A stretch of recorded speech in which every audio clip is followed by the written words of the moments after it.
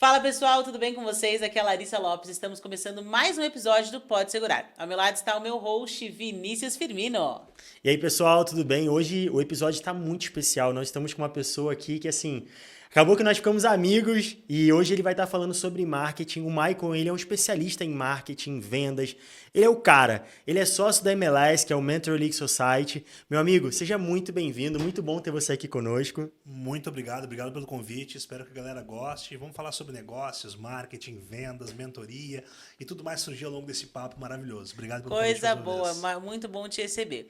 Eu comecei esse dia ouvindo a sua história de que nos últimos 10 anos você mudou 13 vezes. Sim. E isso me mostra um cara que não tem medo de recomeçar e fazer acontecer. E a gente vê Exatamente que as isso. pessoas normalmente elas são muito apegadas ao desse jeito e não tem coragem de atravessar o mundo. Você é de Porto Alegre, queria te pedir para você contar um pouco pro pessoal qual foi essa sagacidade de se jogar no mundo e fazer acontecer.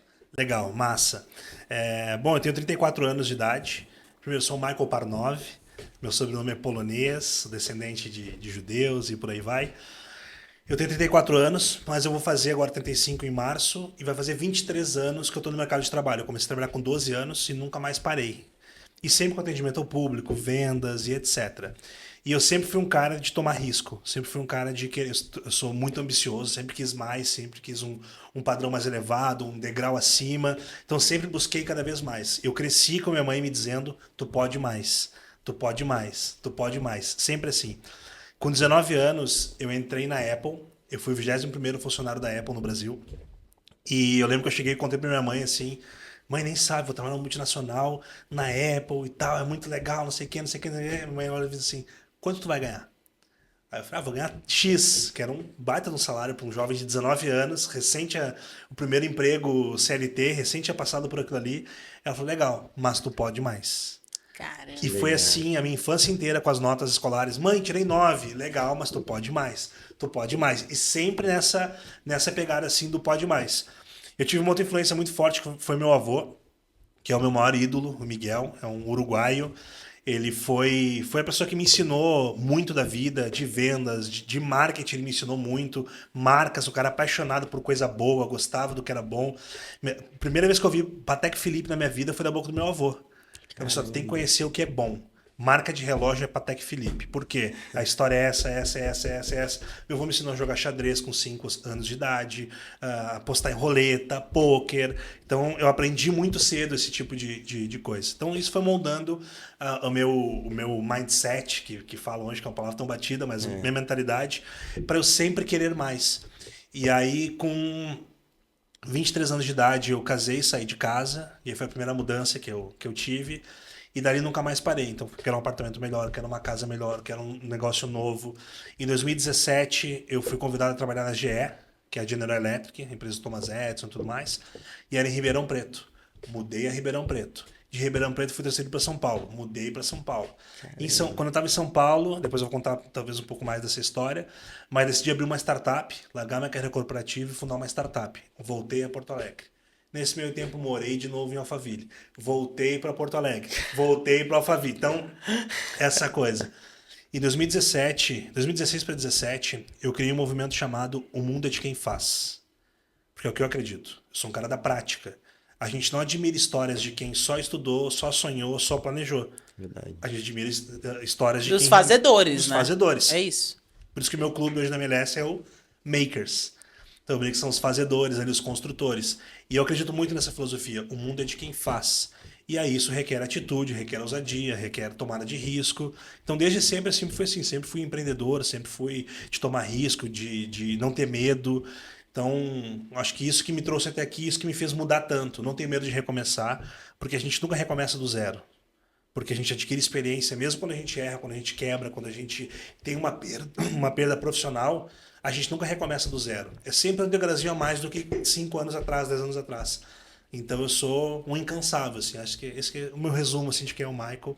Pra gente aprofundar em mais alguns pontos depois, mas é mais ou menos isso. É tão louco Caramba. pensar, né? Porque a falta de medo te faz acessar novos lugares, e esses novos lugares te dão acesso para grandes coisas. Então você só pode ser o Michael que você é hoje porque você não teve medo de ir fazer e acontecer. Eu acho que não é nem a ausência de medo, Lari. É o excesso de coragem. É isso. Porque eu tenho vários medos. mas eu tenho uma coragem muito maior do Do que que o teu medo, e ele não te cala, né? Exato. E eu sou um cara que eu sempre desejei algumas coisas e eu sempre entendi o poder da preparação. Então, por exemplo, desde muito cedo eu sempre gostei de falar em público. Tanto é que eu fui orador da minha turma, quando a gente se formou lá na oitava série, eu quis ser orador da minha turma. Morrendo de vergonha, mas fui orador. E eu pensava assim, pô, eu quero um dia estar no palco. E eu disse muito cedo que a minha última profissão na minha vida vai ser palestrante. Eu vou contar sobre tudo que eu fiz na minha vida, vou rodar o mundo contando a minha história. Caraca. Então essa vai ser a jornada. E eu via, cara, mas eu sou um cara muito tímido, eu sou um cara introvertido, apesar de ser esse cara mais falador, assim e tal, quando eu tô na intimidade, eu sou um cara mais retraído, mais intimista. Eu pensei, cara, não posso ser assim no palco. O que eu preciso fazer? Eu fui buscar conhecimento. Então eu fiz curso de teatro, eu fiz curso de comédia, eu fiz stand-up comedy durante 3 anos da minha vida em bares de Porto Alegre, Santa Catarina e Curitiba.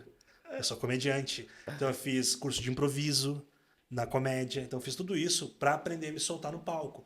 Eu fiz fono, a minha dicção hoje é horrível, mas ela já foi muito pior. Mas eu me preparei para ocupar os espaços que eu ocupo hoje. Parênteses, eu não acho. Não, com certeza. Ó, pode dar nota 10 pra tua Pode fono, dar. ela te aprovou. Ela fez um bom trabalho. Fez, você falou Massa. super bem. Que loucura. Eu tava até assistindo um podcast hoje, vindo pra cá, e tava falando sobre essa questão da ausência do medo. E eles estavam falando que na época da guerra, eles inventaram a noradrenalina, e aí ela faz exatamente isso. Quando você aplica, obviamente tem vários efeitos colaterais depois, mas fazia com que os caras fossem pra guerra, principalmente quem pilotava avião, que estava com muito medo, e aquele medo poderia prejudicar todo mundo. Então eles aplicavam noradrenalina porque aumentava a capacidade dele de não sentir tanto medo. Então ele ficava muito mais elétrico, muito mais... O medo diminuía, ele conseguia. Então você vê que o medo está muito ligado à realização dos sonhos. Com certeza. Eu lembro que eu fui pular também uma vez de uma pedra gigantesca e eu fiquei com muito medo, eu fiquei parado, lembra disso no meu Nunca aniversário? vou esquecer. E eu fiquei travado assim, que eu falei, mano, e era uma pedra, caía na água, minha mente travou, todo mundo pulava e eu, meu Deus, eu não vou E conseguir. a perna dele não ia, esse é um Não ponto ia. muito importante. E aí eu pensei, eu falei, cara, se eu não conseguir pular desse lugar aqui, eu nunca vou vencer na vida. Aí na hora, parece que saiu assim o medo. E aí eu falei, se eu quero vencer na vida, eu vou pular. Pum, aí pulei e deu certo. Mas isso é uma técnica muito legal de enfrentamento do medo e de transcender a coragem, assim, que é te colocar na pior situação possível para vencer aquele medo. Então eu tinha medo de falar em público. E posso te garantir, eu já palestrei para 5 mil pessoas, eu palestrei para 3 mil pessoas, eu palestrei na ONU em Nova York, na sede da ONU em Nova York, em janeiro de 2024, palestrei lá. Então, assim, nenhuma situação é tão constrangedora quanto tu estar num bar, fazendo um stand-up, pode ser para 30 pessoas, contar uma piada que tu escreveu em casa e todo mundo ficar assim. Cri. Ou porque na palestra, tu tá ali falando, motivando, ou dando conhecimento, a galera tá aqui e tal. Legal. Agora, no stand-up, tu tem que extrair genuinamente o riso da pessoa. Nossa. Na palestra não precisa. Na palestra a pessoa não precisa nem balançar a cabeça, ela tá ali te olhando. Agora, no stand-up, a pessoa tem que rir. Se ela não rir, tu não cumpriu o teu propósito. E aí isso é muito constrangedor. Então, foi uma situação extrema. Eu tinha medo de altura. O que eu fiz? Saltei de paraquedas. Nossa. Fui para um salto de paraquedas. Então, a situação mais extrema que tu pode te expor é ali que tu vence todas as barreiras. Então, se fosse assim, pô, não, vou subir num trampolim de 5 metros. Beleza, mas ainda tem o de 10 metros, ainda tem o de 30 metros. Qual é a situação mais extrema que eu posso ter? Cara, me jogar de um avião a 4 km de altura sem ter certeza de que eu vou chegar vivo lá embaixo. Então, essas situações de extremidade são legais pra gente quebrar todas as barreiras de uma vez só e conseguir realizar nossos sonhos. E mais do que isso, reforçando a crença de que a gente pode, de que é possível. Agora, no final do ano, nós fizemos uma viagem para a Europa e eu, assim, hoje, se eu olhar na nível de medos, o meu medo de avião é algo, assim, muito grande. Eu tenho muito medo de avião. Então, sempre que eu vou, é uma coisa que me deixa tenso. E aí, eu lembro que rodamos vários lugares, fizemos aí um monte de países na Europa. E aí, eu tava lembrando, uma psicóloga falou, caramba, é engraçado porque mesmo com todo esse medo, você não deixa de ir. E eu tenho várias pessoas que eu trato que a pessoa não consegue pisar no avião. Só que dá pra ver que o medo que você tem é muito grande. Aí eu falei, mas a minha vontade de conhecer o mundo é muito maior. O meu desejo de viajar o mundo, cara, ele é muito maior do que meu medo. E Então é isso tão não louco pode me porque parar. mesmo assim, a camiseta fica suada, a mão sua, tem medo, vai 60 vezes no banheiro, mas ele entra e vai e senta. Eu falo, caraca, Vini, eu fico toda vez, calma, não vai. A chance de a gente morrer por aqui é muito menor do que um carro. Ele Antes, falava, né? Agora que de janeiro pra cá, De irmão, janeiro pra tá Aham. caindo avião igual batida de Exatamente. ônibus. Gente. Mas sabe que morre mais gente picada de abelha do que em acidente de aéreo, né? Sério? Então, Sério, ou seja, E estatisticamente é muito improvável, ainda mais em voos comerciais, que a gente vê Sim. muito pouco que é o que a acontecendo. gente vê, né? Mas sabe que esse é um medo que eu não tenho. Eu não tenho medo de morrer. É mesmo. Eu não tenho medo, assim, o avião vai... Eu tenho medo de ficar vegetativo, de ficar... Sim. Esse é o meu medo maior. Eu também Então, tenho isso. eu tenho mais medo de fazer uma viagem de carro Porto Alegre e São Paulo, por exemplo, que eu já fiz várias vezes, mas eu tenho medo, do que fazer uma viagem de avião daqui ao Japão, por Porque a exemplo. chance de você sobreviver nela é mínima e na mínimo, outra ela entendeu? é máxima Acabou, versus finito, o risco que você tá Vou subindo. descobrir o paraíso, o que tem lá do outro Sim. lado e tal. Então, o meu medo maior é interromper a minha atividade, a minha mobilidade por conta Mas de um posso acidente. Faz aproveitar e sentido. trazer o assunto para isso? Hoje de manhã a gente estava no velório de uma mãe de um super amigo nosso. E antes, assim que eu descobri da morte dela, eu estava na academia e eu fiquei visitando os meus sentimentos diante dessa morte. Ela não é uma pessoa que a gente tinha amizade, mas o nosso amigo, enfim, é o filho dela. E eu parei e falei assim, nossa Deus, acho que a minha maior dor é morrer e não terminar aquilo que eu fui chamada para viver. E eu fico pensando na morte e eu entendo que há momentos que nós iremos embora e talvez, na nossa opinião, cedo demais ou tudo bem numa idade boa, mas maior do que isso é o medo de não viver aquilo que você foi chamado para viver. E eu vejo você agora contando todas essas suas formas de se jogar no mundo e fazer acontecer porque você tinha o seu sonho. Eu posso mais, eu posso mais. E mesmo que você terminasse a tua jornada em algum momento, até aquela jornada, até aquele dia, você fez o máximo que você pôde, né? Exato. Conta pra mim esse mindset pra E você. porque eu acredito numa máxima, Lara, que é que a intensidade distorce o tempo. Então eu sou um cara muito intenso em tudo que eu faço. E eu não acho que experiência é fazer a mesma coisa por 10 anos. Sim. Isso não é experiência. Experiência é quando tu experimenta novas coisas, faz coisas de jeito diferente, arrisca. Então, assim, eu trabalhei na Apple. Eu tenho pessoas que entraram junto comigo na Apple e estão lá até hoje. Eu entrei em 2009 na Apple. Caraca. As pessoas estão lá até hoje. Que medo, Ok. né? Entendeu? Não é uma coisa, não é pra mim. Tem gente que decide fazer concurso público e fica lá 30, 40 anos fazendo a mesma coisa. Então, na minha visão, isso não é experiência. Porque a experiência que eu enxergo, ligado ao marketing principalmente, ela tem um lado criativo muito forte. O que é criatividade? A criatividade é o excesso de repertório. Só isso. Às vezes eu dou palestra e pergunto assim, quem aqui não se considera criativo? Muita gente levanta a mão. Que não se acha criativo. Não sou criativo, não posso trabalhar com marketing ou com publicidade, porque eu não sou criativo. Só que todos somos criativos. Todo mundo é criativo. Porque a criatividade é imaginação, e todo mundo tem imaginação. O que nos impede de ser criativos? Nosso auto-julgamento.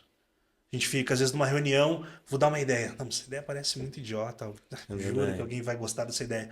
Aí teu colega vai lá, fala aquela mesma ideia, e todo mundo, nossa, que legal, que genial. Você fica, meu Deus, você não acredita nisso.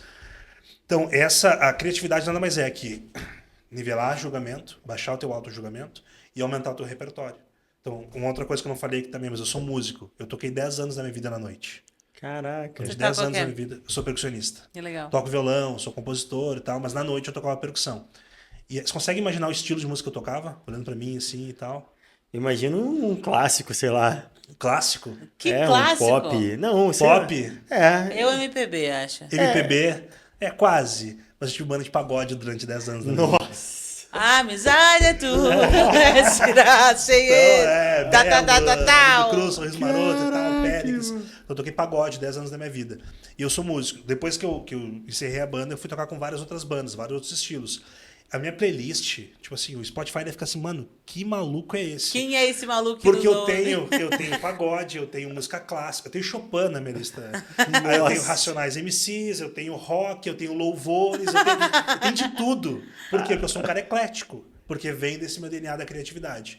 Então, assim, eu vejo o meu algoritmo do Instagram também fica maluco, assim, porque eu sigo bolsonaristas e lulistas. Nossa. Então, assim, não é só um lado, porque eu quero entender Exato. o Concordo. todo e ampliar o meu repertório. E eu acho que isso constrói a tua forma de debate. Exato. Eu acredito muito em ler as duas pontas para construir aquilo que eu acredito e também para aprender a não viver dentro de uma bolha. Exatamente Porque a isso. bolha ela traz esse erro que você acha que tudo aquilo que você vê é aquilo que é e não é. Exatamente Então essa isso. construção social eu acho muito válida para tudo. Exato. Para tudo, assim, do A ao B, né? Eu acho que isso é ser eclético, né? Porque eu vejo algumas pessoas, você curte o quê? Eu sou bem eclético, samba e pagode. Nossa, eclético pra caramba, hein? Samba e pagode. Tu não, tu vai de tudo, Não, todos porra, os... eu sei a música do Metallica, Guns N' Roses, e Slipknot. É aquela System música of a Down. do crente ao ateu, né? É, Tá em é todas isso as É isso aí, do crente ao ateu. Então, tá nisso. tudo isso. E eu sou um cara que eu questiono o tempo inteiro as minhas crenças. O tempo inteiro. Isso é bom. Durante um tempo da minha vida eu fui ateu. Nasci católico, ali fui batizado na igreja católica, fui católico, depois eu comecei a questionar, virei ateu, aí depois eu falei, não, peraí, tem alguma coisa, e aí eu vi que o ateísmo tinha virado uma religião também, que eram as pessoas que não acreditam em nada, tentando convencer outras pessoas que acreditam a desacreditarem. desacreditarem. Eu falei, cara, não é isso, porque isso aqui tá virando uma religião, e aí tinha um problema com a religião. Então eu acho que eu sou agnóstico, eu acredito que existe alguma coisa, existe alguma energia e tudo mais e tal. Até que. Olha o rumo que a gente tá tomando nesse podcast. Eu adorei. Sabe por quê? Como disse sua mãe, você pode mais. Você pode mais. Vamos em todos os assuntos. Porque você é eclética. A gente vai fazer. Exatamente. O tema desse podcast vai ser Como ter uma vida eclética com o Michael Coronado. Exatamente. Então a gente já falou de velório, já falou de paraquedas. Exato. Parou no pagode. Né? Parou no pagode. E aí, em 2023, eu recebi um convite do Google. Eu tinha uma startup. O Google escolheu 25 CEOs do Brasil, de empresas brasileiras, para levar para Israel, numa missão para Israel. Eu fui nos 25 escolhidos. Caraca. E aí eu falei, pô, que massa e tal, tudo pago, aquela coisa toda, hotel 5 estrelas, tipo, 7 dias em Israel. E eu fui. E foi muito engraçado, porque em 2023 foi o ano que eu completei 33 anos de idade. Olha isso, já vem mistério aqui. Tá. Eu já tô ligada. E aí eu fui, a viagem foi em março, que é o mês do meu aniversário, de 33 anos. Beleza, ok, até aí tudo certo. Eu tinha uma lesão no meu joelho, fazia 11 meses que eu tratava fisioterapia. Eu jogo futebol, jogo tênis, tudo que é esporte, assim, machuquei o joelho e fiquei debilitado. 11 meses, uma semana antes de embarcar para Israel, meu joelho parou de doer. Simplesmente parou de doer. Eu falei, pô, legal. Eu nunca tinha viajado para fora do Brasil. Eu sempre trabalhei em grandes empresas, fiz bastante grana, mas eu tinha essa trava de viajar para fora do Brasil. Gastei já várias viagens, mas nunca tinha viajado. Tá, primeira viagem internacional. Chego lá, um dos passeios é uma escalada ao Monte Massada, que são 500 metros de subida, num troço super ruim, assim, super íngreme, escadaria de 3.000 anos atrás e tal. Eu com o joelho machucado, não poderia ter feito aquilo. E subi, desci, aquela coisa... Sim, foi um testemunho muito, muito forte, assim. E aí, olho para tudo isso e penso, tá, isso não é coincidência. Alguém me trouxe aqui. Porque, porra, todas essas 33 anos, no mesmo aniversário, primeira viagem internacional, vou logo para Israel, Terra Santa. Tive várias outras pequenas coincidências, assim, que foram acontecendo. E aí, quando eu cheguei no Muro das Lamentações, e aí tem uma outra coisa, eu fiz uma lista de lugares que eu queria conhecer antes de morrer. Eu fiz uma lista de lugares, o Coliseu, a Disney, Times Square, Taj Mahal, uma série de coisas assim e tal. E o meu número da sorte é o número 7. É o meu número da sorte. E o primeiro lugar dessa lista toda que eu conheci foi o Muro das Lamentações. Que era o 7. Era a posição 7 dessa lista. Caraca. Então, cara, foi tipo assim, tem alguma coisa aí tal. Eu chego no Muro das Lamentações, era um dia de bar mitzvah, então era uma festa animadíssima e música, aquela coisa toda linda, maravilhosa e tal. E eu boto o kippah, vou pra dentro lá, chego no muro, quando eu boto a mão no muro e fecho os olhos... Acabou. Esse foi o som. Um silêncio ensurdecedor. Que isso, cara. Parecia que eu tinha entrado num vácuo, assim. Eu falei, caramba. E aí, ali, eu tive a aprovação. Falei, cara, Deus existe. Cara. E aí, eu brinco, eu entrei em Jerusalém agnóstico e saí crente. E falei, cara, agora entendi, Deus existe. E aí, esse foi o rolê todo, assim. Então, até isso. Só que só aconteceu isso porque eu me permiti. Sim. Não, e Israel foi uma das melhores viagens da minha vida. Porque só de pisar ali. Eu lembro que eu tava no barquinho no Mar da Galileia ali. E aí o cara começou a contar a história, eu chorava. E eu falava, Deus, o que tem esse lugar? Eu não consigo explicar. Eu fui em mais de 25 países no mundo e nada se refere ao que eu vivi em Israel. Exato. E eu falo isso para todo mundo. Até é muito triste tudo que tem acontecido, porque você olha, historicamente falando, eu acho que é uma viagem de todas as pessoas deveriam fazer. Sim. Né? O Oriente Médio tem é uma preciosidade mesmo, assim, é uma coisa que é inexplicável. É quase que o berço da humanidade, né? Porque se tu Exato. olhar para toda a Exato. história do Nasceu mundo... dali, saiu dali. Exato. É muito Você forte. poderia contar o testemunho lá da... Eu tenho um testemunho, assim, que é uma coisa que marcou Da a minha Luma, vida. né? Cantando. A gente foi com 40 amigos para Israel. A gente fez Paris e Israel. E uma dessas minhas amigas, na verdade, 2 desses meus amigos são pessoas públicas que cantam gospel. Lu Melpid e Isaías Saades. Tem milhões de seguidores no Instagram e tal. Por que eu tô citando isso? A Luma é conhecida por muitas músicas. E a gente estava num lugar que era uma marquise em que Paulo pregava. E aí o nosso guia, que era israelense, mas ele morou no Morro do Vidigal por 3 anos. Então ele falava português. Puta, é um senhor... Não, empresário, assim? o nome dele é Elijah. Ele é novo, ele tinha uns 35 anos, 30 e poucos. Não, porque o seu meu- também? Aham. Que bizarro, Ele né? é israelense e morou no Rio de Janeiro. Não, sei se assim, morou no Rio de Janeiro. loucura. E ele, o cara falava um português perfeito. E ele começa a contar a história daquela marquise e tal. E muito bom. Minha irmã estava comigo naquele momento, assim. E aí a Luma pegou o violão, ela e o Isaías começam a tocar e cantar uma música da Luma em português. Ok. Estou eu lá na marquise, e era aquelas marquises que mesmo você estando no centro, o que você canta aqui, você ouve no último andar, porque a Sim, construção foi acústica feita para maravilhosa. isso. Acústica maravilhosa. Ok. Tô no meio da marquise chorando com a presença de Deus. Chorando com a presença de Deus. Um cara ao meu lado, ele era americano, me deu uma profecia. Eu chorava. Terminou.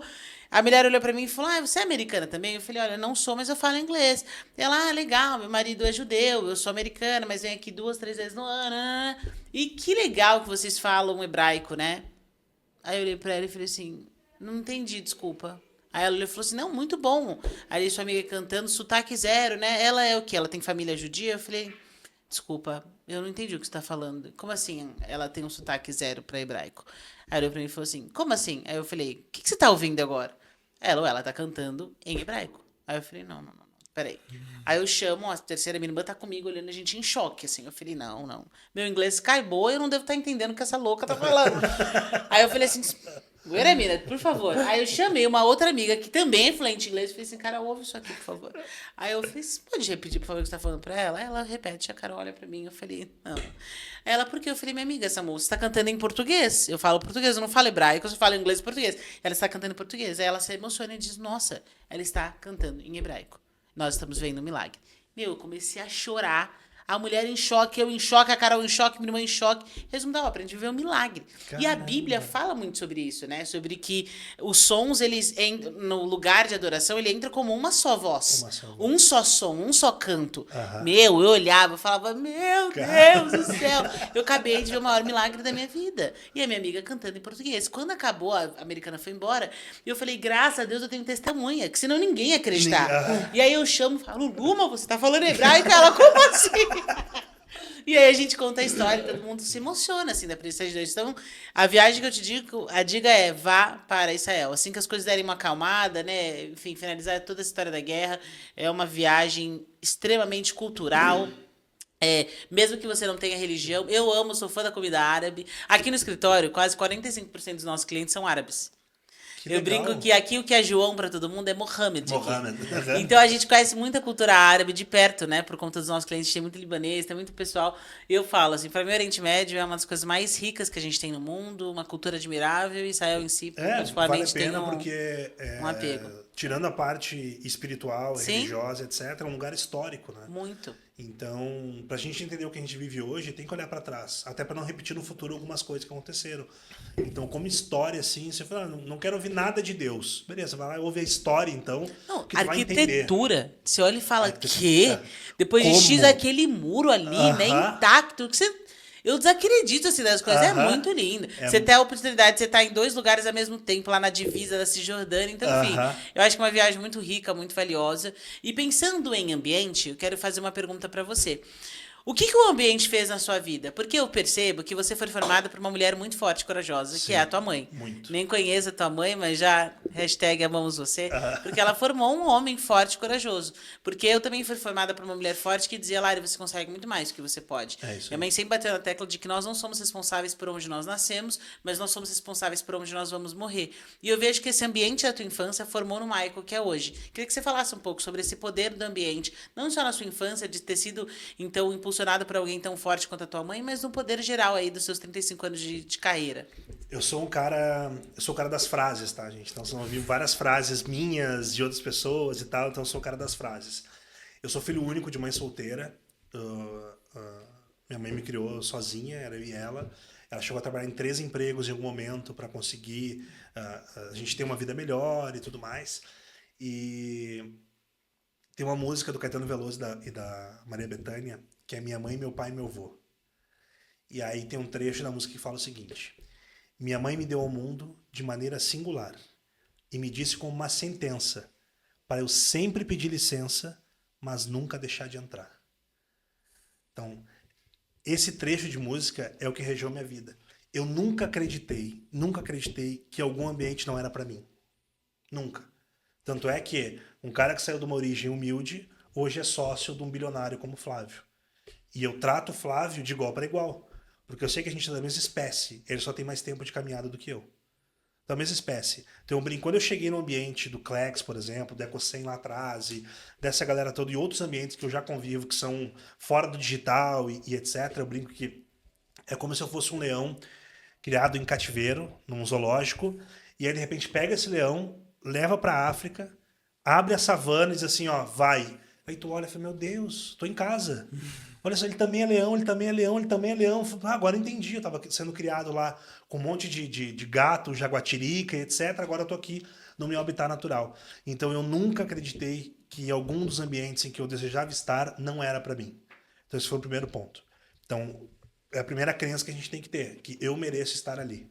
Eu também tenho condições de estar ali. Não é porque o fulano tem mais ou menos dinheiro, ou status, etc., que a gente é diferente. Não, em algum momento ele também começou a jornada dele. Eu só estou alguns capítulos antes desse livro. Eu vou chegar. E estar em ambientes diferentes vai cada vez mais ampliando teu estado de consciência, que é o primeiro passo para mudança de comportamento. É a consciência. Então, quando toma consciência de alguma coisa, é que é o primeiro passo em direção à mudança. E aí, estar nesse ambiente, primeiro, te torna consciente. E segundo, a mentalidade das pessoas. Então, estar num ambiente como o que a gente convive hoje ali, as pessoas falam de milhões como centavos. Verdade. Então, é uma certa bolha distante do que é a realidade brasileira, etc e tal, mas para a gente estar buscando prosperidade e crescimento cada vez mais, até para fazer diferença, e tem uma outra frase que eu tenho, depois a gente fala mais sobre ela, que eu não acredito que o CNPJ, dizem que na administração, diz que o CNPJ existe para dar lucro, certo?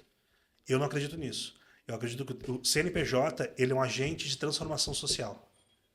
Porque o CNPJ é que vai promover empregos e também aquele lucro é que pode ajudar muitas outras pessoas a terem um pouco mais de qualidade de vida e etc e tal. Então, é isso que eu acredito. Então, por isso que estar nesses ambientes e entender como funciona o jogo, entender como funciona a mentalidade deles, a visão deles, muda tudo para nós. Então, eu sempre quis estar nesses ambientes, sempre acreditei que eu merecia estar naquele ambiente, e quando eu estou sendo naquele ambiente, há uma expansão de consciência. E aí eu vou um pouquinho mais adiante. Eu consigo dar um passo mais arriscado ainda, mais arrojado ainda, mas só porque lá dentro, internamente, eu já acreditava que eu deveria estar ali. Respondi a pergunta? Respondeu. Respondi. Muito. O poder do ambiente. O primeiro passo é você se colocar nele. Exato. E não sentir diferente para acessar. Muito bom, muito bom. Exatamente. É assim, eu sei que a palavra mindset está prostituída, né? Que Sim. é ódio, mas esse mindset é perfeito. Mas eu acredito muito nisso. Eu comecei com 15 anos de idade a trabalhar na época com marketing de relacionamento. Que eu falo, cara, aquilo ali foi uma escola para mim. Sim. Eu aprendi muito. E a primeira coisa que eles sempre falavam, tanto que toda segunda, quarta e sexta eram os treinamentos que de 3 às 5 você tinha que estar presente. Era treinamento presencial, não existia nada online na época. Mas eram esses lugares que conseguiam me moldar. E eu lembro que em vários momentos estava difícil, mas por eu estar dentro de um ambiente que sempre estava fomentando e falando, não, vai dar tudo certo, você vai vencer. Aquilo ali foi o que me fez permanecer durante 7 anos. E aí, e até aprender e entender como funciona pessoas. Eu também, eu lembro que a primeira vez que eu fui palestrar, eu tinha 15 anos de idade. E eu me tremi inteiro, mas eu falava, cara, não, é isso aqui que eu preciso fazer. Se tem todo mundo, tá todo mundo fazendo, eu também vou estar. E aquele ambiente foi me moldando, e eu fui aprendendo, me desenvolvendo, me capacitando, e é bizarro, assim. Eu lembro que com 16 anos eu pedi para meus pais me darem de aniversário a emancipação. Aí eles me deram a emancipação, aí eu entrei na empresa, bati a meta e ganhei um cruzeiro. Vendi 100 mil reais em 4 meses. Que massa. Aí ganhei um cruzeiro, aí fui com 16 anos de idade. Com 17 ganhei de novo, com 18 ganhei de novo. E aí eu fui sendo moldado a esse ambiente e, cara, hoje eu olho e eu agradeço muito a Deus. E assim, em contrapartida eu vejo meus amigos lá, na época quando eu tinha 15 anos, todos o assunto era o mesmo. Mulherzinha, balada, bebidinha, droguinha, e aí aquilo ali. E hoje eles estão colhendo fruto de uma decisão que eles ficaram ali com 15 anos permanecendo. E hoje, cara, graças a Deus, eu por pensar um pouco fora da caixa e estar dentro de um ambiente que fomentava muito aquilo, me fez quem eu sou hoje. E tem uma frase que fala, né? Você é a média das 5 pessoas que você convive. Se você anda com 5 drogados, você vai ser o sexto. É o sexto. Tem jeito. Tanto que a gente brincou esse final de semana, a gente foi nas origens do Vini. E aí, um super amigo do Vini, que é um cara incrível, a gente admira muito, que é o Fred, falou: Ih, Vinícius, não sabe nem mais dirigir pra caramba. Aí a gente brinca, né? Quando você experimenta uma água boa, é difícil você retroceder o seu paladar. Exatamente, né? Tem o uma paladar não frase. retrocede. Não retrocede. Cara, um ponto muito interessante. A gente tá em Nova Iguaçu. Irmão, sabe o que estão fazendo em Nova Iguaçu? Um avião passa em cima de Nova Iguaçu e fica passando com um microfone. Propaganda. Atenção, atenção. Juro. Você precisa conhecer a loja. Aqui de cima, olha pra cima. Um avião passando. Não pode ser. Não, Irmão, eu fiquei em choque. não, gente. Não. E Aí eu quando olhei- ele falou, eu falei assim, Fred, você tá zoando? Ele falou, ele vai passar aqui. Cara, domingo, passou o avião. Atenção, olha pra cima. Cara, o E aí avião vai um avião mesmo, uma Que pessoa com um loucura, megafone. cara. Eu falei, Megafone. senhor.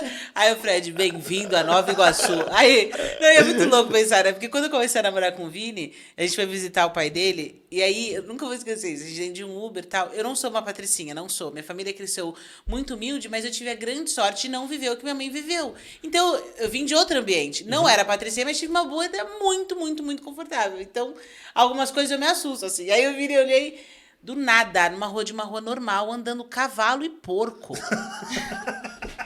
E eu lembro que eu tava dentro do Uber, e falei assim, gente, eu gritei, né? Meu Deus, um cavalo. Gente, um porco. Aí o cara olhou pra mim e falou, minha filha, você é da onde? Aí eu falei, claramente eu não Não sou é daqui. daqui. Então essa coisa de que o ambiente, ele te forma de tal modo que te assusta algumas outras coisas. Daí a gente dá muita risada, mas eu agradeço a Deus por essa escola, porque dá um ensinamento do eu não quero voltar pra cá e eu sei pra onde eu quero ir. Sem esquecer as nossas origens, sempre mantendo o coração. Creio muito do que você falou, o social, ser ligado ao empresarial. Eu acho que é um braço que é o que a gente vive aqui no escritório, mas é muito louco pensar como o paladar não retrocede. Exato. E a gente vai rindo e vendo que os problemas daquele famoso white people problem são Aham. engraçados, mas eu adoro ter eles. Aham. É muito bom. Eu queria fazer uma pergunta pra você. Eu sei que hoje você é o fundador do Makers Club. E a gente, ouvindo tudo que você falou, né, que o mundo é dos fazedores, eu queria que você contasse um pouquinho de onde nasceu esse seu desejo ardente de ensinar seus 50 e poucos mentorados sobre marketing, vendas, e o que te fez se colocar nesse ambiente de mentoria. Legal.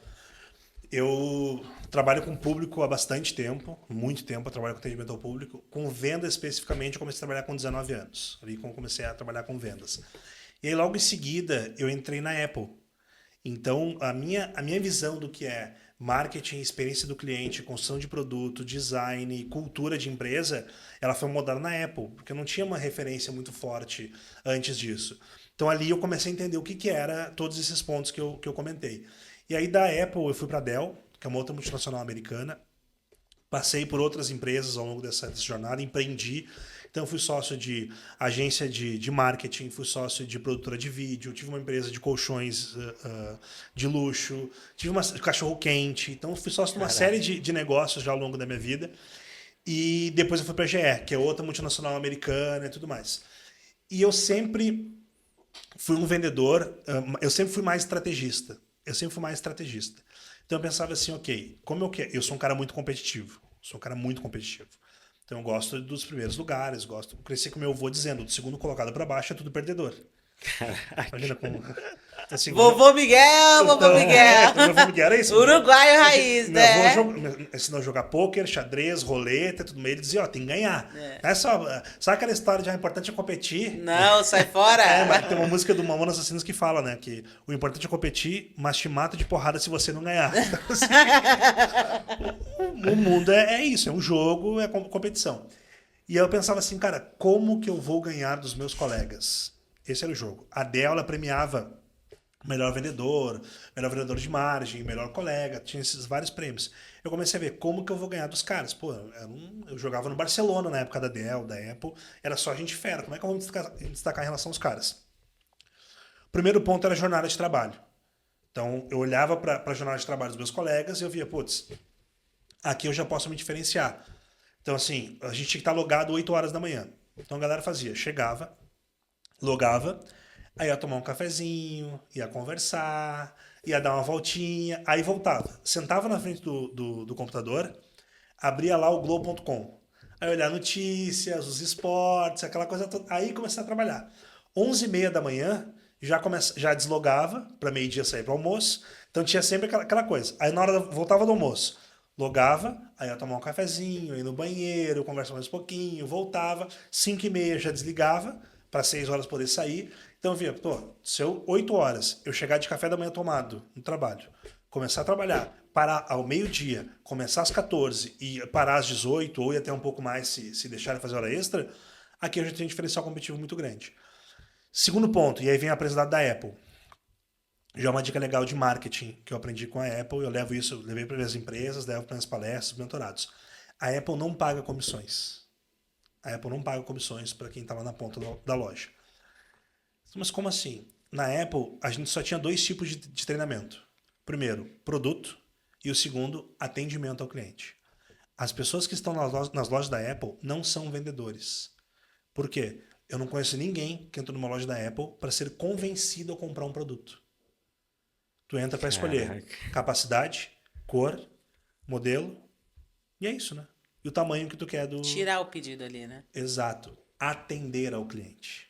Então tá ali para tirar dúvida. Então tu vai chegar e vai dizer, putz, não sei se eu pego o Pro ou o Pro Max. Ele vai te fazer algumas perguntas. Tua rotina, se tu gosta de... Segura aqui esse telefone para ver o que tu acha e tudo mais e tal. Então ali eu entendi que conhecimento em produto é essencial. A gente tinha cliente oculto na Apple e 80% do checklist era sobre conhecimento de produto. Não era sobre técnica de vendas. Nunca teve um treinamento de técnica de vendas na Apple.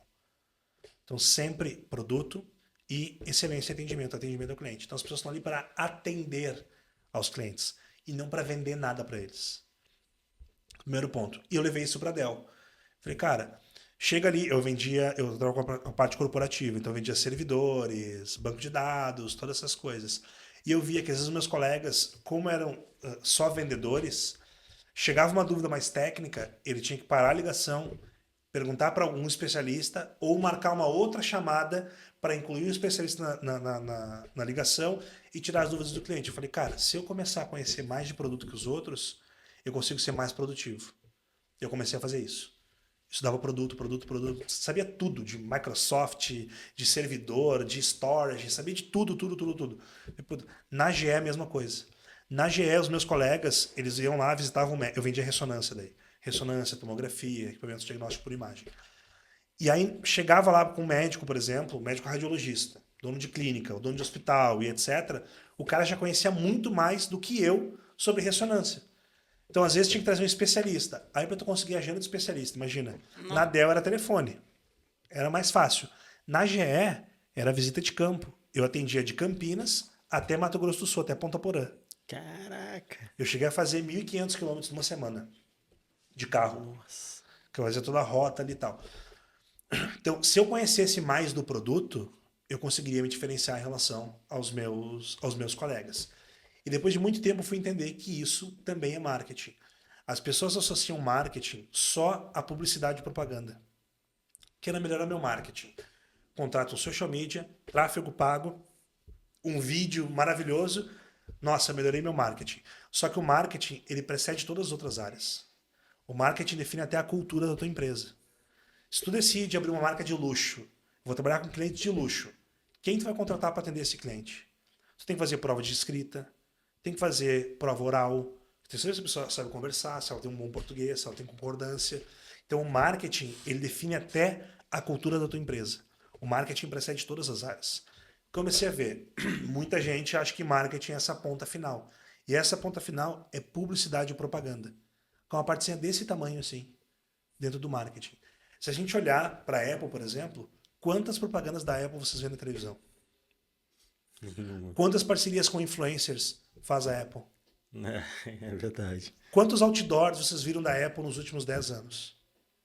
Qual é a marca de telefone que mais vende no mundo? É a Apple. A Apple entende que a responsabilidade da venda é do marketing. Quanto pior a tua estratégia de marketing, maior é o teu esforço de vendas. Por quê? O marketing existe para deixar o cliente pronto para comprar. Então, tu trabalha público-alvo, conscientização da marca, do produto, da usabilidade, etc e tal, e tu atrai para o teu negócio só quem realmente tem a ver. Então, tu constrói um passo a passo da tua história para conecte quem realmente tem a ver com o teu DNA, com o teu produto, com o teu serviço e por aí vai. Então, as pessoas não conseguem entender o que é marketing. Vou dar um outro exemplo para vocês. Tá fazendo sentido? Total. Meu Deus, você tá Nossa. dando uma aula. Eu tô pensando aqui que a gente tem um Cloud. Eu falei, era pra ter ligado o Cloud. Pra poder pegar. Pra resumir Nossa. Ó, tá ali o plástico. Dá um outro exemplo. Nós estávamos num hotel em Gramado em novembro do ano passado. Certo. Foi um Sim. encontro lá do Clex. Um hotel super legal, uma diária consideravelmente não é barata. Sim. Uma diária ok e tal. E aí, umas fotos no Booking maravilhosa. Toda hora eu vejo parceria com influencers que vão lá se hospedar e fazem publis, etc e tal. Muito legal a parte de publicidade e propaganda desse hotel. Minha noiva chega no café da manhã para pedir uma tapioca, e tinha um espaço ali de tapioca, e ela olha no cardápio ali, as tapiocas salgadas, as tapiocas doces. Ela olha assim, leite condensado, doce de leite e Nutella. Legal.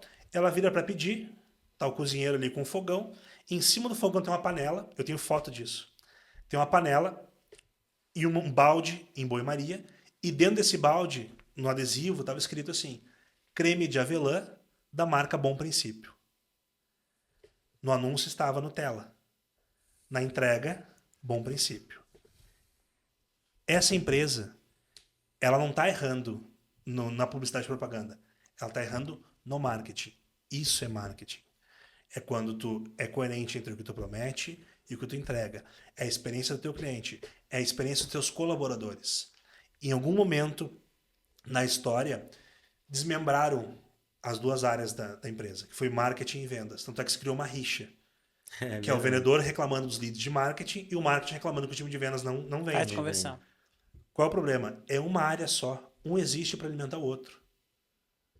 Venda só existe porque o marketing pensa no produto, no serviço, na experiência do cliente, em todas essas etapas. E aí eu tenho uma frase que eu digo. Se vendas é o coração da empresa, já viram isso? Vendas é o coração da empresa, né? Sim. Sim. O marketing é o cérebro.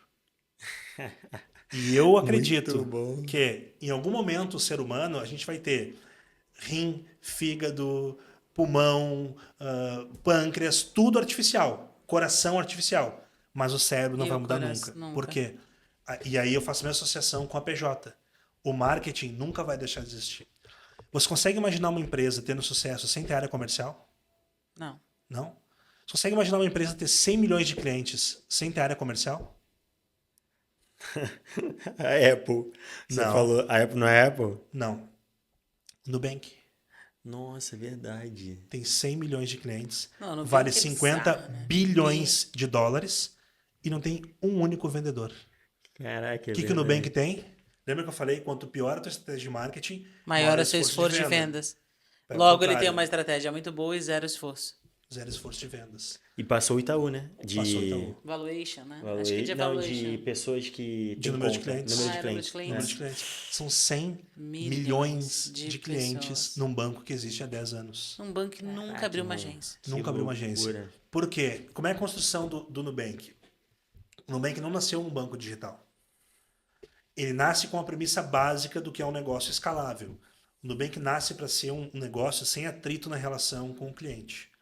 Então pega o seguinte, o Davi Vélez, que é o fundador do Nubank, junto com a Cristina Junqueira, ele foi entrar no banco que ele tinha conta. Ele tentou entrar e não conseguiu. Por quê? Qual é o primeiro atrito? A porta lá de A ferro. porta giratória. Giratória. Ou seja, o teu dinheiro está ali dentro, tu ajuda a financiar todo esse rolê e quando tu quer entrar, tu é impedido pela porta. Então o que a porta giratória é? Um atrito na relação com o cliente. Beleza. Aí tu quer pagar um boleto, onde é que tu vai? No caixa. Não. Na fila do fila caixa. do caixa. Que é outro atrito que tu tem. Quero falar com o meu gerente. Mais fila. Você na frente do gerente, o gerente gerencia a tua conta? Não. O gerente está ali para te vender um título de capitalização, um novo produto, um novo investimento que não é investimento, um novo não sei o quê, uma nova tarifa, um novo não sei o quê. O que o gerente do banco é do banco? Um vendedor do banco que atende aos próprios interesses do banco. Tudo bem que olha tudo aquilo e pensa o seguinte: porta giratória é um atrito, fila do caixa e caixa é um atrito, gerente do banco é um atrito. Tira todos os atritos, o que sobra? O mais importante, a transação financeira. Eu posso fazer isso de maneira digital? Posso. Aí nasce um banco digital. Porque ele pensa principalmente na experiência e jornada do cliente. Então ele olhou antes de criar produto e serviço ou negócio, ele olha para a jornada. Qual é a jornada do cliente? O que a pessoa quer fazer quando vai no banco? Ela quer pagar uma conta, ela quer sacar o seu dinheiro, quer transferir um dinheiro. Beleza, eu não preciso então de toda essa estrutura inchada para poder fazer isso. E aí ele dita a tendência e todos os bancos, eu estou falando mundialmente isso acontecendo, virando a chave E olhando para isso. e olhando para isso e mudando a sua experiência. Os caras mudaram a forma que o mercado bancário funciona. Eles mudaram a forma Para uma como, boa estruturação de processos, marketing e empresa. sem ter um único vendedor. Mas uma estratégia de marketing que beira a perfeição. Então, quando eu falo que marketing é muito mais que publicidade e propaganda, é isso, marketing é estratégico. E aí, tu não pode desmembrar de uma estrutura de marketing vendas. É uma estrutura só. Eu atendo uma empresa que são duas sócias. E essas sócias, quando a gente foi ver a distribuição de atribuições das sócias, uma falava com marketing, outra com vendas. Falei, a primeira coisa que vai mudar é escolham qual das duas vai cuidar das duas diretorias. É uma coisa só. Porque o marketing, ele existe para te ajudar a vender mais e melhor. É isso. É encontrar o cliente certo, a precificação certa, o LTV aumentado. Então, tudo isso é marketing. O marketing pensa em tudo isso. E aí o time de vendas está lá para atender, para tirar uma dúvida do cliente, para criar uma necessidade. Então, todos esses pontos. O marketing existe para criar valor para o cliente, para entender o que o cliente deseja e não o que ele quer. E tem uma frase que eu adoro que ajuda a ilustrar o que é isso. O Henry Ford, quando inventou o carro, ele disse, se eu tivesse perguntado às pessoas o que elas queriam, elas teriam me dito que queriam cavalos mais rápidos. Por quê? A pessoa só consegue te dizer o que ela quer baseado naquilo que ela já conhece. Só que o que ela deseja, quando a pessoa diz o seguinte, o que tu quer? Eu quero um cavalo mais rápido. Eu quero chegar, em vez de chegar em 20 minutos, eu quero chegar em 15 minutos. Então, qual era o meio de transporte em 1900? Cavalo. Ele pensa o seguinte, e aí que o estrategista de marketing ele pensa no seguinte, ok, o que essa pessoa deseja? O que está por trás disso que ela está me falando? Ela deseja chegar mais rápido do ponto A ao ponto B. Existe uma outra forma de fazer isso? Existe. Aí nasce o carro. A partir do desejo. Que é a mesma coisa do Nubank, a mesma coisa da XP, de várias empresas que disruptaram o mercado. Porque pensa antes na jornada, no desejo, e depois o restante vem como consequência. A ponto de muitas vezes não precisar nem fazer publicidade. Faz sentido? Nossa. Speechless. Agora é só botar o link pra entrar no Makers. Nossa. Ainda E não aí eu não fez. respondi a pergunta que era do Makers, né? E aí, olhando para isso tudo, que eu decidi que, cara, eu vou ajudar outros empresários a terem essa visão. Porque toda vez que eu vou falar com alguém, a pessoa me diz o seguinte, meu marketing tá ruim. Ok, o que tá ruim? Minha rede social é ruim, meu tráfego pago não converte, meu não sei o que, não sei o que. E não fala nada de marketing, me fala só de publicidade. Então, primeiro eu vou fazer o seguinte, vamos educar essa galera. Vamos lembrar o que é marketing. E aí que nasce o Makers. Makers Club. E aí a gente começa a tracionar nesse sentido, trazer empresários, mudar essa visão, construir essa jornada. E dentro dessa necessidade eu tenho uma outra agência, que é a MK. E aí escrito, MK é meu apelido, né? Que é Michael com M-A-I-K-O-L. A MK é escrito por extenso, E-M-E-K-A, que é o M e o K. MK, que eu atuo como CMO as a Service das empresas. O que eu vi? Muitas empresas, principalmente e até algumas empresas grandes, elas não têm profissional de marketing como diretor de marketing. elas têm muitas vezes um publicitário, alguém que fez publicidade e propaganda, ocupando a cadeira do marketing. E esse marketing vai sempre enviesado à publicidade e propaganda. É a nova campanha, é o novo vídeo, é o novo tráfego, é a nova rede social. E esquece do primordial do que é marketing na essência. Eu vi, cara, muitas empresas não podem pagar um profissional sênior de marketing. Então eu vou começar a atuar como CMO as a Service. Eu vou entregar algumas horas de alguém que é sênior em marketing e vou construir a estratégia. Depois pode botar o time delas a executar. E a pessoa faz rodar. E a dor desse rodar. empresário é exatamente ter um olhar estratégico, mas o custo de alguém que criaria isso no valor mensal da empresa é uma bomba. Então, Exato. um CMO as a Service é a melhor estratégia que você fez. Só para você entender, CMO é um cara que é o chief do marketing daquela empresa. Exato. E as a Service, ou seja, ele está dando um tempo do serviço dele, quase que como uma consultoria, um conselheiro Isso. daquela área, mas ele vai ali na ação, na bruta, fazendo acontecer e desenhando a estratégia como CMO daquelas empresas. Muito Exatamente. Bom, muito bom. Exatamente. E aí, ou seja, você ensina, mas a tua empresa vem e resolve uma demanda de mercado que você sabe que é uma demanda escassa, que tem profissionais escassos para aquela demanda que você entende que é o crucial. Exatamente isso. Ou seja, dinheiro mais dinheiro. Parabéns. Exatamente. Muito Cara, bom. incrível, incrível. Eu acho legal porque também, assim, hoje eu vejo que as empresas elas estão precisando muito disso, de alguém que entra dentro da empresa dela e traz a estratégia, porque acaba que por curso você pega, mas não tem a cabeça pensante para poder aplicar. E às vezes o cara que é da publicidade, ele tá tão acostumado a fazer aquilo ali, por mais que ele vá fazer um novo curso, ele não vai pensar em criar um carro. Ele vai e pensar em aquela como coisa acelerar o sempre, cavalo. Exatamente. Então você trazer alguém de fora que vai conseguir ter esse olhar mais técnico dentro do seu time, isso roda muito bem. Eu acho que o maior problema também, e aí, querendo ou não, vou arranjar uma briga aqui pra gente, né? Pensando em agências e tudo mais, é que o que é a grande questão? O cara que às vezes presta serviço para uma empresa final, o objetivo dele mais é a mensalidade que você vai pagar para ele do que efetivamente trazer resultado para a tua Exato. empresa. Só que o empresário que está ali pagando, ele quer o resultado. Então é muito duro você chegar num ponto de equilíbrio. É quase que o gerente do banco. O objetivo dele é vender os produtos que são interessantes para o banco e você acaba comprando por achar que é o melhor. Exato. Então o CMO as a Service, ele vem para resolver exatamente essa questão. Filho, esses 20 mil reais que você vai me dar não vai me deixar mais rico ou mais pobre. A gente precisa criar uma estratégia que você veja valor nesse marketing a ponto da gente poder crescer junto.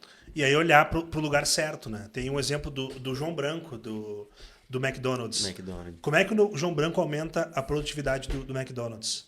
Tirando o item do cardápio. Não foi melhorando, lançando um novo. Ele tira um item do cardápio, que é o McFish. A cada 200 Big Macs vendidos, vendia um McFish. E por que raios que a gente vai ter esse McFish? Exatamente. Quebra Então, a padronização inteira. exatamente. Então, eu quero atender todo mundo. Quem atende todo mundo não atende ninguém. Então, assim, ok. Então, vou perder o cliente do McFish, ok, mas é um a cada 200. E aí, quando eu tenho uma linha de produção, que o McDonald's é uma linha de produção, uma fábrica, eu tenho que parar uma linha de produção de 200 para fazer um McFish, os caras já começam a se bater. Atrasa tudo. Putz, mas como é que é McFish? Puta, não tem peixe pronto, tem que fazer o peixe. Aí faz o peixe. Aí no McFish é só metade do queijo. Que não é o queijo cheddar, é um outro queijo. Tá, o que eu faço com a outra metade do queijo agora? Eu deixo. Então, mais atrapalhava do que ajudava. Então, eu atendia pessoas que iriam lá comprar o McFish, só que olhando estrategicamente, não faz sentido aquele produto.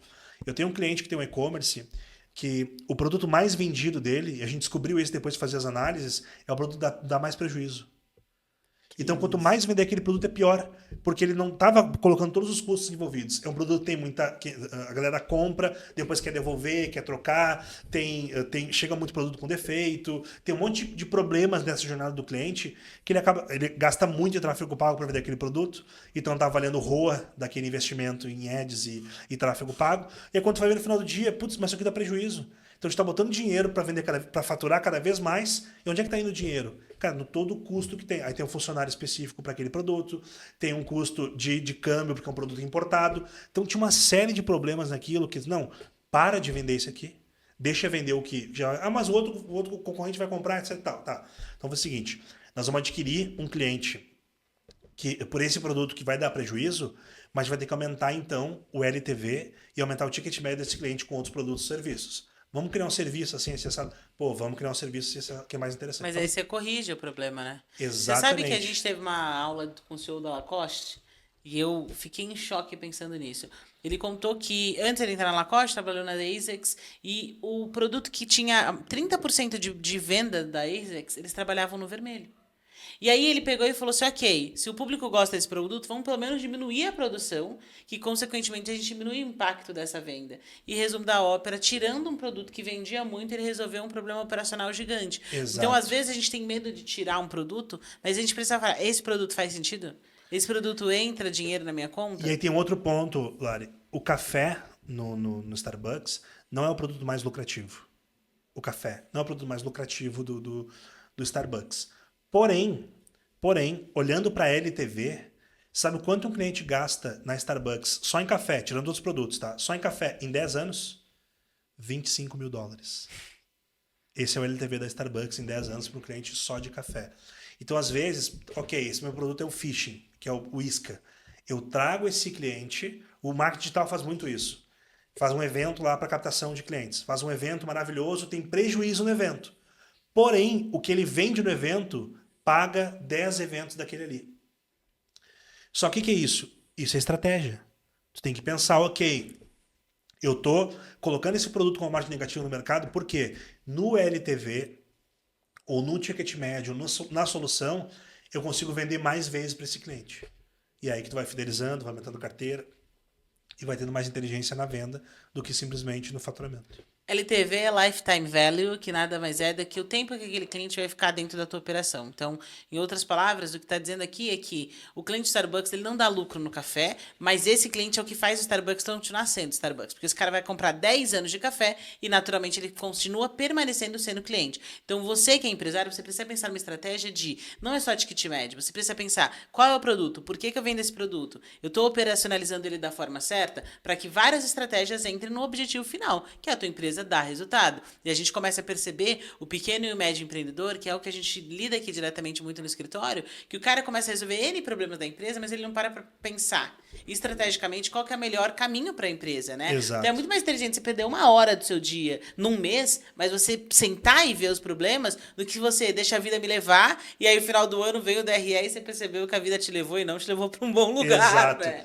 Eu tenho outro exemplo de cliente que o CAC dele era R$200, da área de estética. O CAC dele era R$200. E aí, tráfego pago, e não estava aumentando o fluxo da clínica. Estava gastando muito, não estava aumentando o fluxo. A gente olhou e pensou assim, ok, qual desses produtos ou serviços aqui a gente pode oferecer de graça que a gente consiga diminuir esse CAC? Pô, tem aqui esse produto X, não vou entregar qual produto, mas esse serviço aqui eu posso dar de graça, que é mais barato que esses 200 do CAC que eu tenho hoje. Então, pô, quando a pessoa vê um anúncio e vai lá, é uma coisa. Agora, quando a pessoa ganha alguma coisa... Gatilho da reciprocidade. Exatamente. Para o cérebro é muito mais confortável. Como assim, eu vou ganhar isso aí? Pô, então eu vou lá. E aí, quando a pessoa chega lá e ganhou aquele produto, ela automaticamente ela compra mais. Mesmo os que não compram, mas quem compra acaba suprindo aquilo. Sim. Então isso é estratégia de marketing, entender? Ok, eu tenho um CAC de 200 no tráfego pago. Eu vou dar um produto de 100 porque o meu CAC vai ser mais barato do que esses 200 aqui. E aí tu trabalha com indicações, trabalha com uma série de coisas nesse sentido. Então, essa é a estratégia de marketing verdadeira. Vou trazer uma polêmica. O que você achou do marketing da Jaguar? Eita, eu fiz uma resenha sobre isso. Achei péssimo. Achei um péssimo rebranding de marca. Nossa, eu também. Eu acho que eles não... eles foram por um caminho que a gente fala da cultura woke, etc. e tal, todo esse rolê. E não tem problema. Só que você precisa... assumir isso, beleza. Ir com ciência do que você está fazendo. Exatamente, com certeza. Então a Jaguar foi, mas não foi. Por quê? Ela lançou um monte de conceitos. Aqueles carros que foram apresentados na propaganda, eles não existem ainda. Não existem, São conceitos do que virá a ser o carro. Só que esses mesmos conceitos, a Rolls-Royce já lançou, a Lamborghini já lançou, a Tesla já lançou. Então foi mais um barulho que não levou a lugar nenhum. O que eles conseguiram? Que os clientes fiéis à marca criassem repulsa. Não conversa mais comigo. É a mesma coisa que a Harley fazer um conceito assim agora, porque quer aproveitar... Cara, agenda, né? Quer responder uma agenda. Quer responder uma agenda. Então, pô, vou assumir essa agenda, ok. Banca essa agenda, é isso agora, mudou, já vou lançar o carro. E acredite nessa agenda. Acho que aqui também é a chave, né? Exato. Poxa, acredita, não vai no hype. Que é o problema, que, de novo, as pessoas confundem marketing com publicidade. Então, durante muito tempo, os publicitários... O grande fim da publicidade não era vender mais. Era ganhar um prêmio Leão de Cannes, com o melhor comercial, melhor propaganda de televisão, melhor filme publicitário, etc. Então, o resultado final do trabalho do publicitário não era o resultado necessariamente da empresa. Era a plástica, era o buzz que gerava. E com a Jaguar foi o que aconteceu. Eles geraram um buzz gigantesco. Aquela, fale mal, fale bem ou fale mal, mas fale de mim. Falaram, mas eu duvido que tenha vendido um carro a mais por causa daquilo ali. Não Eu acho que na verdade vendeu a menos. Vendeu a menos. É. Então, assim, na minha visão, Tiro foi no uma pé. estratégia burra de rebranding. Não fez sentido para mim. Não, e assim, gente, todos os pilares de uma empresa são muito importantes, mas o marketing, ele tem, assim, o coração de uma Cérebro. empresa, né? O cérebro É a de uma comunicação, né? Gente, Tipo, pelo amor de Deus, é muita burrice. é como uma muita empresa que se ingenuidade. comunica com o público. A gente tá falando de milhões de dólares, né? de perda. Exato. É muita loucura fazer isso. Muita Exato. loucura fazer isso. Meu amigo, incrível, a gente tá amando. Cara, tá Nossa, sendo que uma lindo. aula. Eu gosto muito assim, sempre falo isso. Eu gosto muito da ideia do podcast porque eu aprendo tanto. A gente conhece histórias, né? É uma mentoria isso daqui. Que legal, que massa. E a gente até trouxe agora a caixinha? A gente quer fazer uma dinâmica com você, Opa. que é uma caixinha da gratidão. Então você vai abrir aqui, vai ter algumas frases dentro. Eu queria que você falasse um pouquinho do insight que você tem de uma das plaquinhas. Dá uma olhada. Não olha e lê aí no sorteio. E conta pra gente o que você acha. Agradeça por uma memória. Qual memória? Compartilha pra gente aí. Cara, acho que a memória é do meu avô e da minha mãe, assim. A memória do meu avô, que já não tá mais aqui, minha mãe ainda tá aqui, me cobrando ainda que eu posso mais. Mas a memória deles, assim, quando eu era criança, que eles que me fizeram acreditar. A minha mãe, pelo exemplo de trabalhadora, assim, porque trabalhava em 3 empregos diferentes, sempre lutou muito, equilibrou todos os pratos ali para. Minha mãe sempre foi muito criativa, então tinha dias que eu pedia, mãe, hoje eu quero comer bife de batata frita.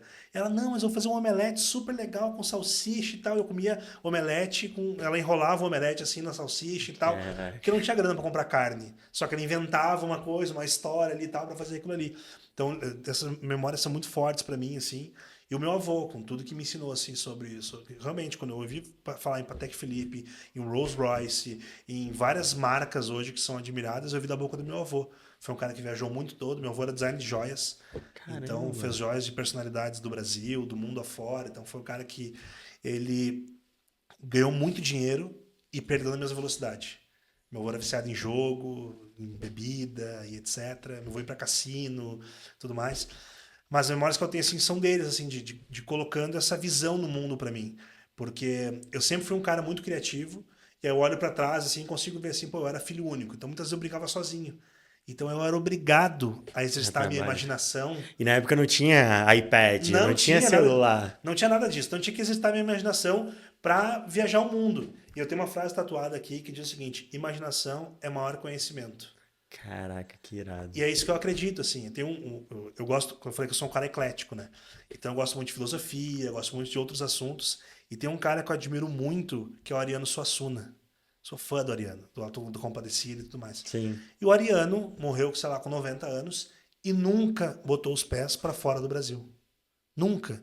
Com todo o sucesso que o Ariano teve, reconhecido mundialmente, membro da Academia Brasileira de Letras, etc., ele nunca viajou para fora do Brasil. Mas a cabeça dele transcendia qualquer limite geográfico, porque a imaginação dele era muito fértil, muito fértil. E eu tive a sorte de ter isso desde muito cedo da minha infância, que era alimentar minha imaginação cada vez mais, de alimentar minha ambição cada vez mais, de ampliar a minha crença em mim mesmo cada vez mais, a minha autoconfiança, para que eu pudesse viver tudo que eu vivo hoje.